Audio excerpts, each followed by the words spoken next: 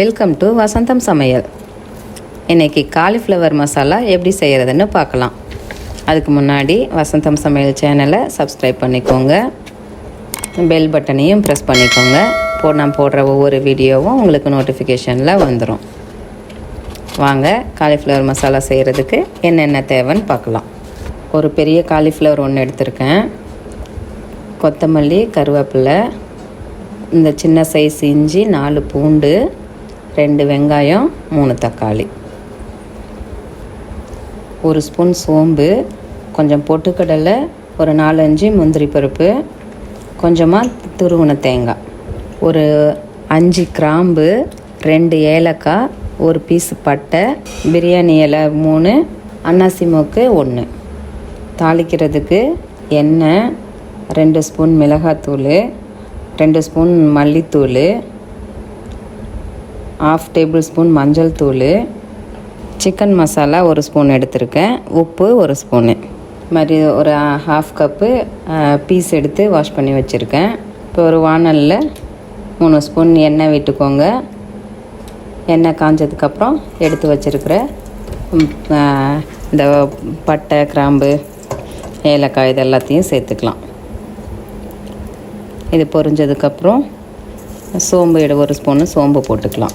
எல்லாம் வதங்கட்டும். வதங்கினதும் வெங்காயம் சேர்த்துக்கலாம்.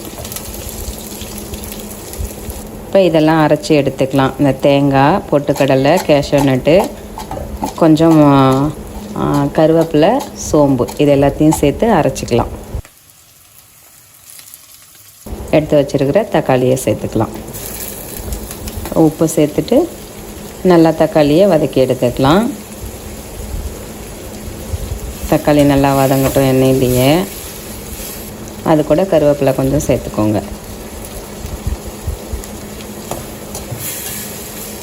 இந்த மாதிரி வதங்கினதுக்கப்புறம் எடுத்து வச்சுருக்கிற பீஸு சேர்த்துக்கலாம். எடுத்து வச்சுருக்கிற மஞ்சள் தூளை சேர்த்துக்கலாம். மிளகாத்தூள், சிக்கன் மசாலா, இது மல்லித்தூள், எல்லாத்தையும் சேர்த்து நல்லா எண்ணெயிலேயே வதக்கிக்கலாம். நல்லா எண்ணெயில் வதங்கட்டும். வதங்கினதுக்கப்புறம் காலிஃப்ளவரை நம்ம சின்ன சின்னதாக கட் பண்ணி சுடு தண்ணியில் போட்டு வாஷ் பண்ணி எடுத்து வச்சு அதை இது கூட சேர்த்துக்கணும். வாஷ் பண்ணி எடுத்து வச்சுருக்கேன். இந்த காலிஃப்ளவரை இந்த மாதிரி சேர்த்துக்கலாம்.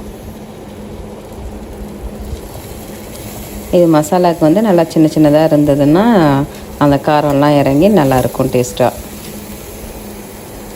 இப்போ இதை நல்லா மிக்ஸ் பண்ணி எடுத்துகிட்டு அந்த சுடுதண்ணியிலே போடும்போது ஒரு 5 நிமிஷம் சுடுதண்ணியில் போட்டு அப்படியே மூடி வச்சுருந்தோன்னா அதுலேயே கொஞ்சம் காயும் வெந்துடும். அதனால் இங்கே சீக்கிரமாக ஒரு 2-3 மினிட்ஸ் நல்லா மிக்ஸ் பண்ணி விட்டது பண்ணாலே போதும், வெந்துடும். பாருங்கள், இந்த மாதிரி நல்லா மிக்ஸ் பண்ணி எடுத்துகிட்டு இப்போ அந்த அரைச்சி வச்சுருக்கிற தேங்காய், பொட்டுக்கடலை, கேஷ்யூ நட்டு, சோம்பு, கருவேப்பிலை இது எல்லாத்தையும் அரைச்சி சேர்த்துட்டு தேவையான அளவு தண்ணி சேர்த்துக்கலாம்.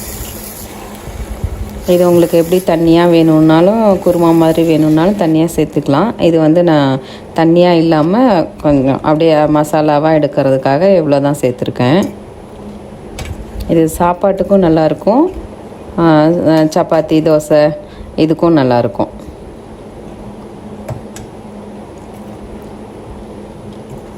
பாருங்கள், சூப்பரான காலிஃப்ளவர் மசாலா ரெடி ஆயிருச்சு. நீங்களும் அதை ட்ரை பண்ணி பாருங்கள். எப்படி இருக்குதுன்னு கமெண்ட் பண்ணுங்கள், லைக் பண்ணுங்கள், ஷேர் பண்ணுங்கள், தவறாமல் சப்ஸ்கிரைப் பண்ணுங்கள்.